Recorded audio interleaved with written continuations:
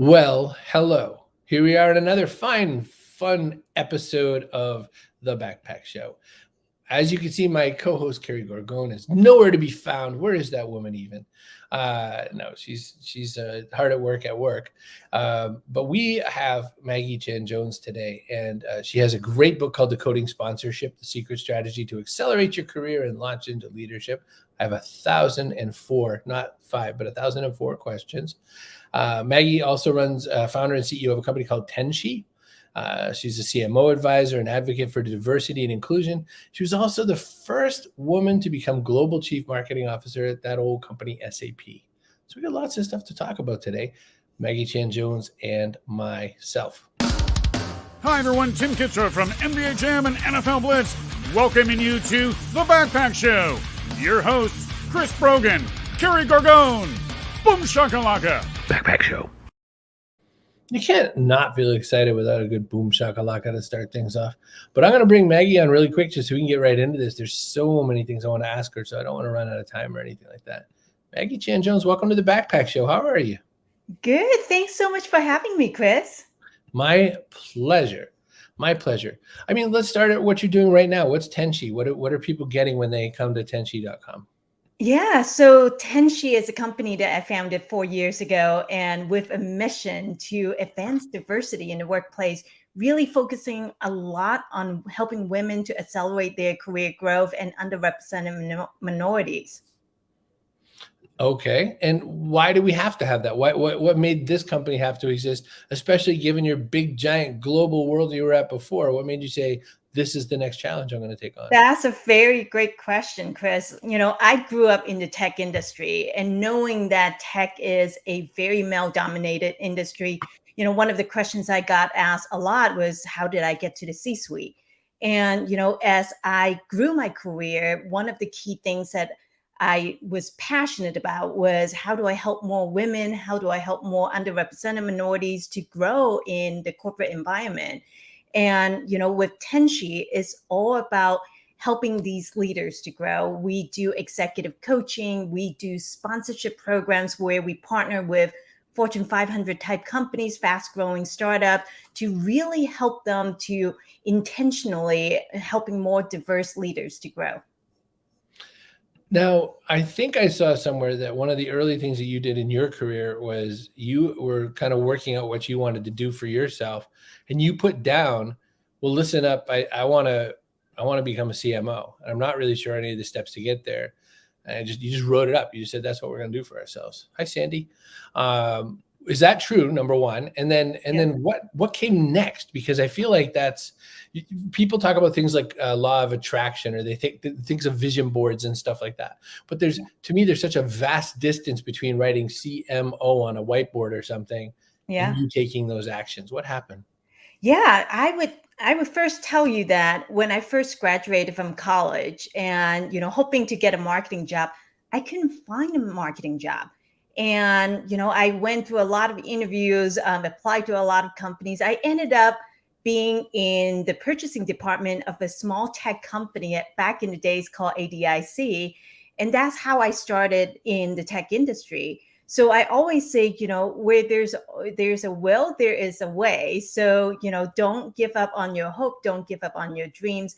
And to answer your question, Chris, it wasn't until mid-career, 10 years into my career, I decided that, I needed to think about where I wanted to go longer term. And it was because one of my executives in marketing said, Maggie, where do you want to be when you grow up?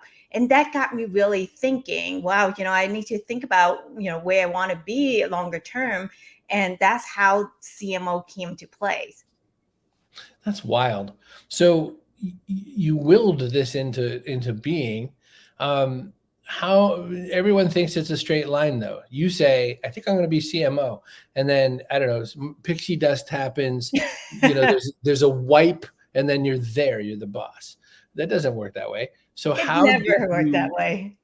How did you, well, how did you get there? Let me ask you this question. Where was the first big, that you can recall, major challenge to that intention? You know what I Yeah. mean? Where was the first evil villain that popped up and said, sorry, Maggie, this isn't going to happen? Yeah, and those were the stories that I put in my book, Decoding Sponsorship.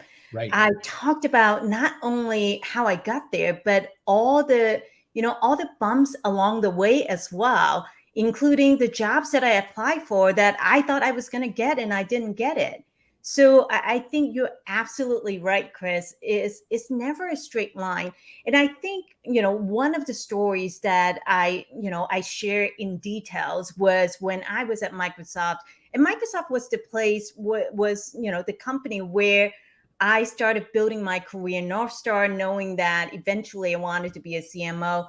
At the same time, it was also a place that I learned about a lot about my leadership skills.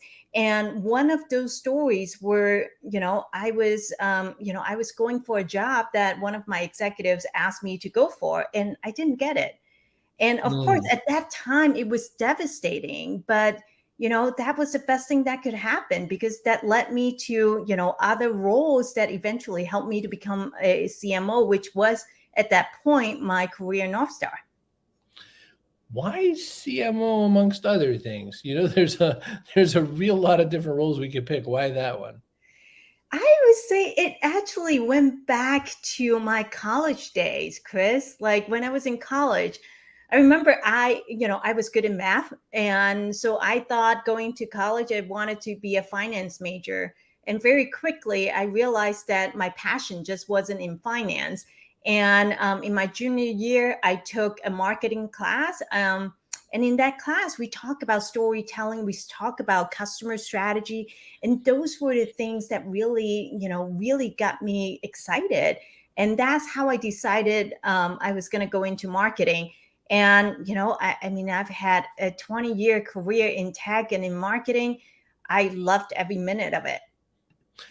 I want to go back, speaking of storytelling. So you were raised by a widowed grandmother and a single mom in Hong Kong.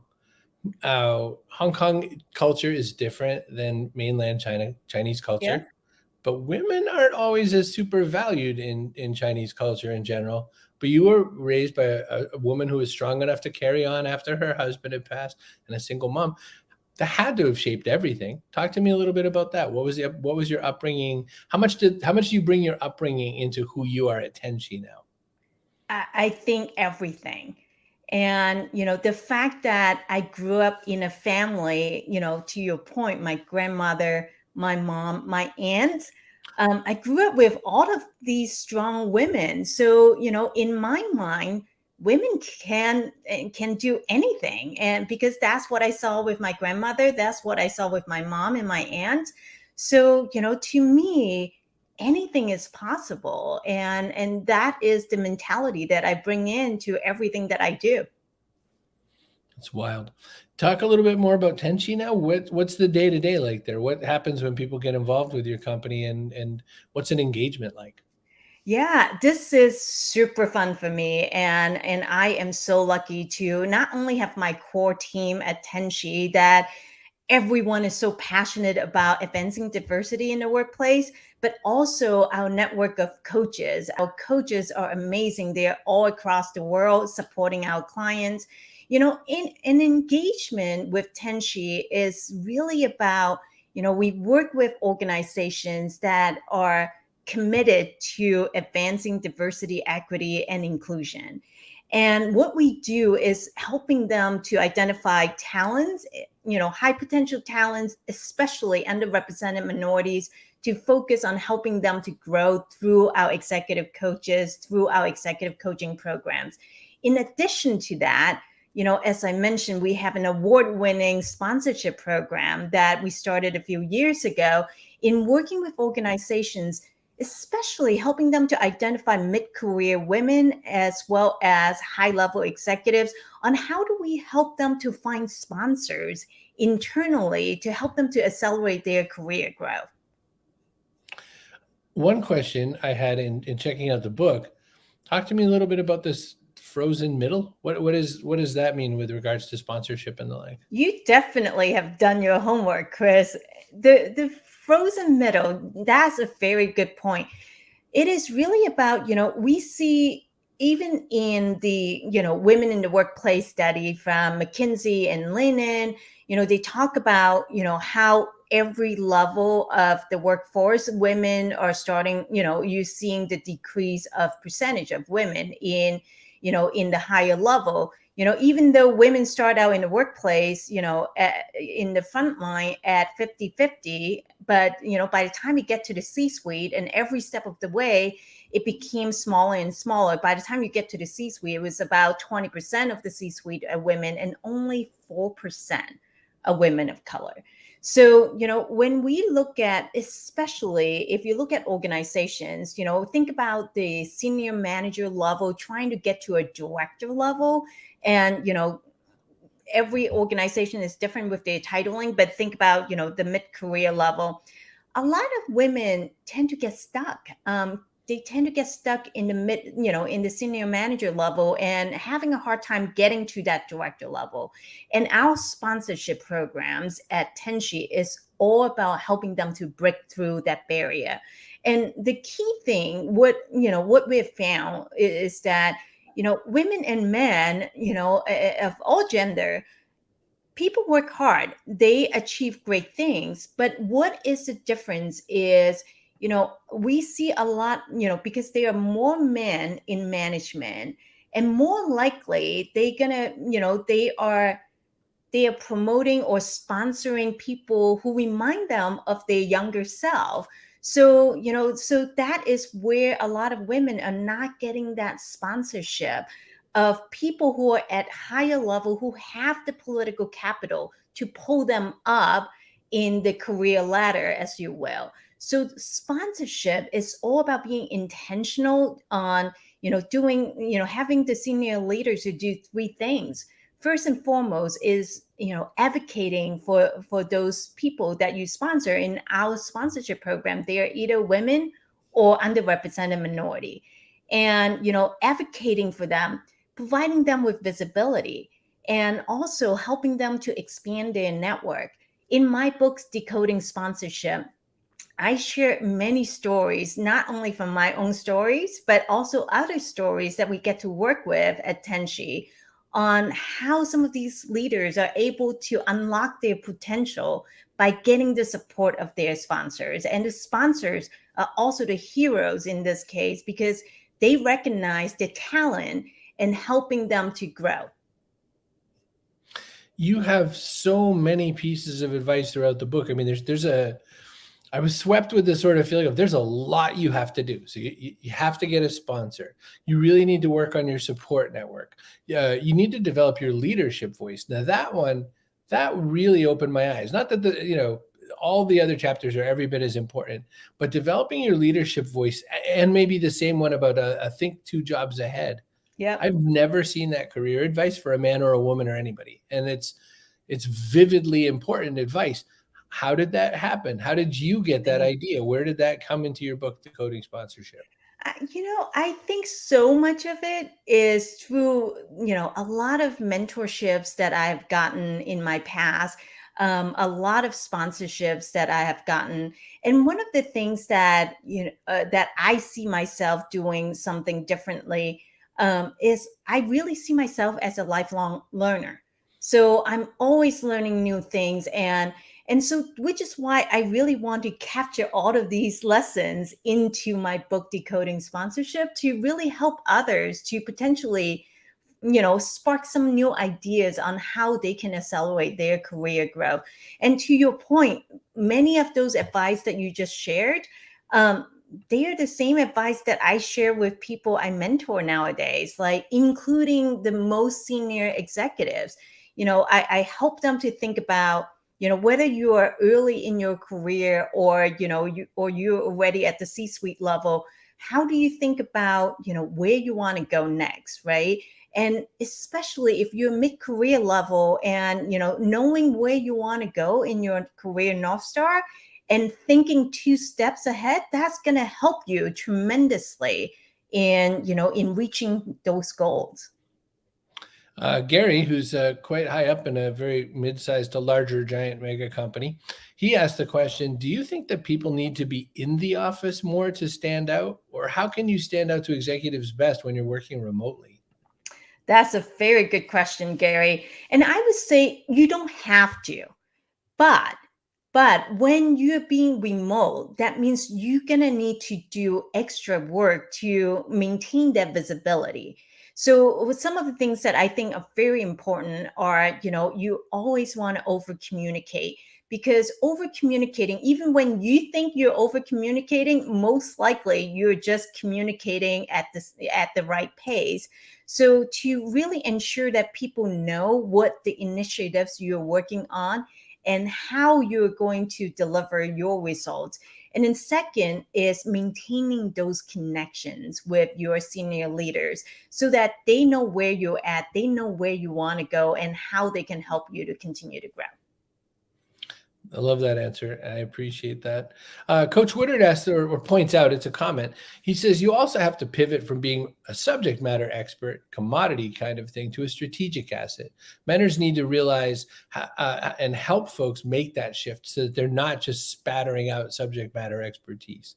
Thoughts on that? I absolutely agree, Scott. And I also think that, the key thing where I see the difference in people really accelerating their career growth is their network as well. How do you create visibility across a broader network? And not only, not necessarily creating visibility for the sake of creating visibility, but how do you help the organization to grow?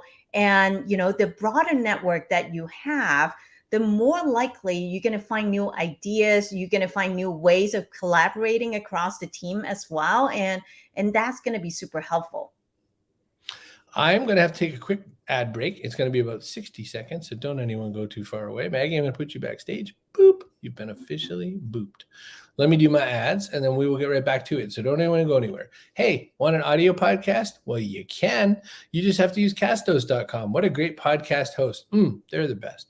Want a .online domain like the backpackshow.online? You can get one. Just go to cbrogan.me/online. Use the code Chris in all caps, and you can pick out any kind of domain you want, .online. Although Kerry has informed us that your mom is .online is no longer there.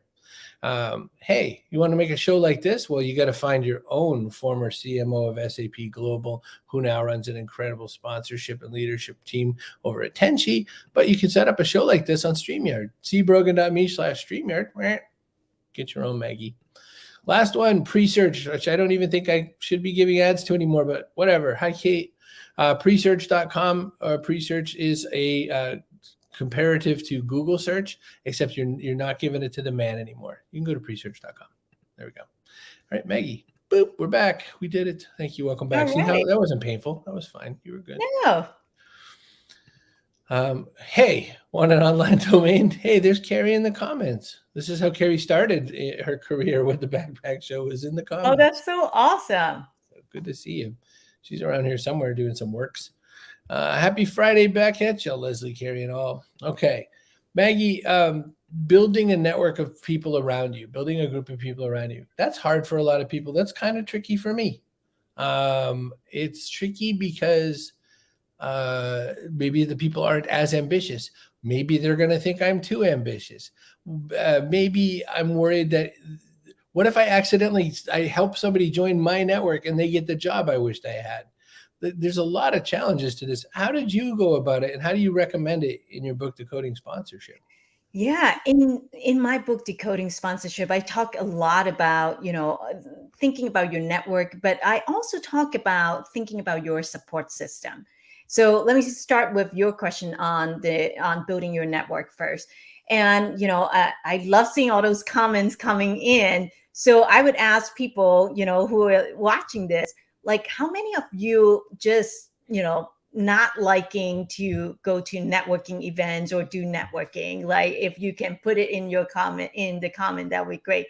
I can tell you myself, I do not like going to any type of networking event.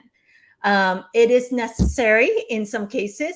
And the thing that I think is very important, to your point, Chris, like I'm not savvy in doing networking, but here's what I do.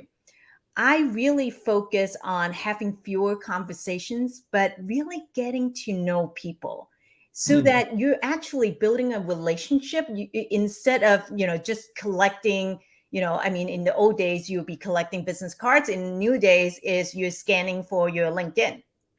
So for me, it's really about, before you go to an event, let's say, or virtually, identifying people that you may want to connect for, whether it is a reason for, career conversations or, business conversations.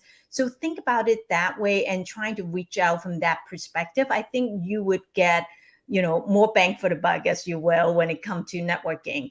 And, for me, it's also about building relationship. And that is the most important part. So, some people may meet 20 people at an event, and I may only meet 5 people at the event, but I know for those 5 people, I would be able to have a follow-up and continue the dialogue moving forward as well. So find, really connect to your own superpower when it comes to networking and figure it out what ways work best for you. And I would choose that way. I was thinking about this for a minute. I was thinking about back to your SAP career, CMO of SAP, 1,300 people reporting, that sort of a thing. Your big goal.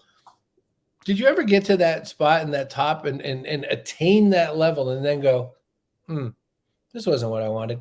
Or like, that wasn't as good as I thought it was going to be? Or was it everything you wished it would be? And I guess if someone got that far up and realized it wasn't their dream, what's your recommendation? So you first and then just generic people. Yeah. I think for me, it was, it was a little bit of both. I mean, it was absolutely something that I have wanted to do. And it was my career North Star to be a CMO. I never imagined to be a CMO of such big company with, big presence across the globe. At the same time, I also, because I got there, I was able to, spend more time to think about what do I really want to do next? Right? A lot of people, to your point, when you reach that level, you may want to continue to stay at that level and, and continue that path. For me, I really pivoted into my, my new world of entrepreneurship on starting my own company. I can tell you, Chris, it was very scary in a way, but also super exciting to be able to say, I worked for some of the largest companies in the world in tech, and then being able to say, what, now I'm going to pivot in doing something I'm super passionate about, which is how do I help more women and underrepresented minorities leaders to grow? And, and to me, it's really at the end of the day, is following your gut, following your heart on what is the thing that excite you? What are the things that you're excited to get up, get out of bed every morning and wanting to do? Coach Woodard has a question that I'm curious to know the answer to as well. Could you speak to mentoring from the mentor's perspective? What responsibilities does a mentor have with the person that they mentor or their mentee, as Gary and Scott and I both agree we don't like the word mentee. What's the role of a mentor? Yeah. So, I really look at in our practice at Tenshi and also in my book, we talk about the differences between mentor, sponsor, and a coach. So let's start with mentors. I really believe mentors are people who have been there and done that. And that's the path, or those are the competencies that you want to learn from.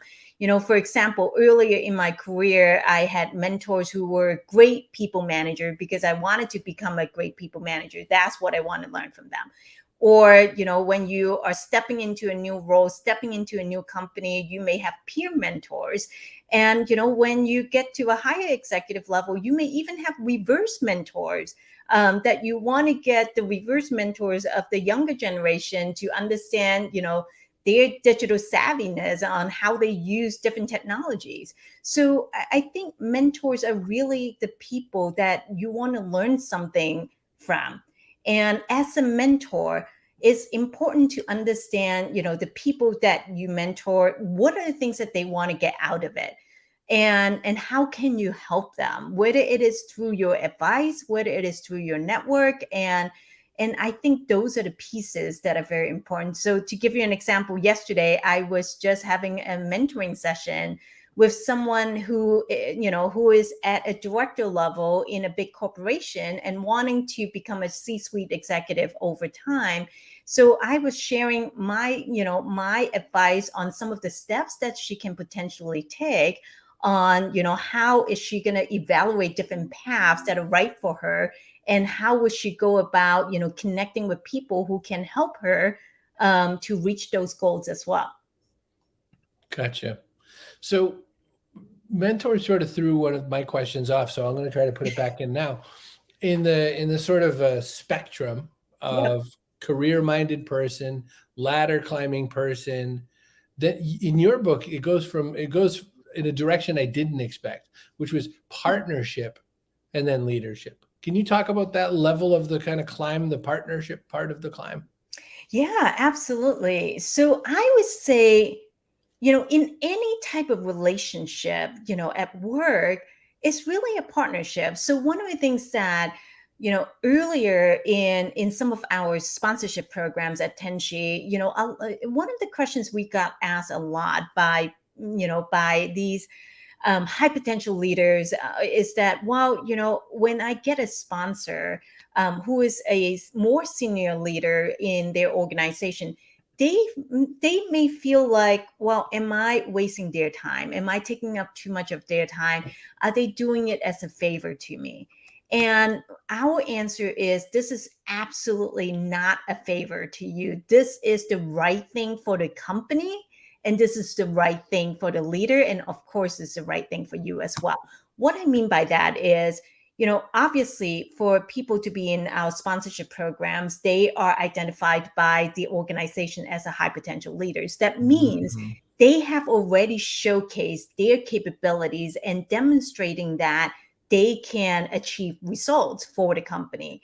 So it is in the company's best interest to continue to grow them so that they can take on bigger roles and responsibilities for the organization. So that's a win for the organization. When it comes to the sponsors, which are the more senior leaders who are stepping in to help these leaders to grow, they are also ones that have the responsibility to continue to help the organization to expand the leadership pipeline. And more companies are realizing that diversity is a great way to expand the leadership pipeline, as well as, increasing innovations for the organization. So by sponsoring these high potential leaders is the right thing for the leader themselves as well. So this is truly a win-win-win for the talent, for the leader, and also for the organization. And win-win-win is an important facet in your book, Decoding Sponsorship, in a couple different places. So that's worth looking at. One last question about the book specifically, which was talking about belonging. Because right before leadership, again, just the way the book is organized is interesting to me, because to me, it sort of intimates that you're never going to get the real good shot at leadership unless you're at a place where you actually feel like you belong and you feel like you can contribute in that way. Do you want to talk a little bit about how you identify that sort of a place compared to just any old spot where maybe you are climbing the ladder, but you're on your way to a bad outcome or something? Yeah, in my world, what I think about belonging is really truly being, taking your full self to work and being who you are, being authentic, and you can freely participate in any of the discussions within the organization without feeling like, wow, if I enter into this debate, is that going to be a bad thing for me, right? So being authentic is very important. So, the key thing is really identifying the company that has the purpose and have the mission and values that connect with your own values as well. And that's really important, especially when you're looking at, being in the organization. How can you be at your best? that's going to be important to do to find your belonging. And also what we have found through our sponsorship programs at Tenshi is sponsorship in a way really help talents to really understand, and see and feel the belonging as well. Because when they see that their senior leaders are taking the time to cultivate their leadership, taking the time to help them to grow within the organization, that increase belonging significantly. That makes sense to me as well. Excellent. Well, here, I'm going to show the book one more time. Maggie Chan Jones, we're going to get the heck out of here, but we have to do a couple more things before we do that. So I'm going to push this button, and I'm going to make a mistake. I'm going to push this button. Oh, and here's our person of the day. Kaboom! Well, I am going to give our person of the day to our friend Kerry Stockton. Kerry, thank you so much for adding to the conversation. That entitles you to one free apple. All you need to do is go to any old store and buy it. And if Kerry were here, she would remind you to clean it off. But thank you. That makes you the person of the day. Kerry Stockton, you won. All right. So we have one question we have asked every guest who's ever been on the show. See, look, I'm going to make 2 mistakes in one show. Hide current comment. We have one question we've asked every single guest that's ever been on the show, which is what goes in your backpack? This could be something metaphorical, it could be something physical. We asked that question, and one time burlesque dancer Ariel Helvetica, she answered kindness. We asked somebody and they said soup. And so here's our question, Maggie Chan Jones. What goes in your backpack? I think in my backpack, I have a lot of things in there. But, one of the things for sure nowadays is hand sanitizer. That's a good one. That's a really worthwhile one. Hand sanitizer is definitely needed. Yes, it's a new thing in my backpack since 2 years ago. It's a good plan. My grandmother was not such a hand sanitizer person, but I'll tell you, there was one thing you could always count on finding in my grandmother's bag or backpack, I guess, for sure, every single time.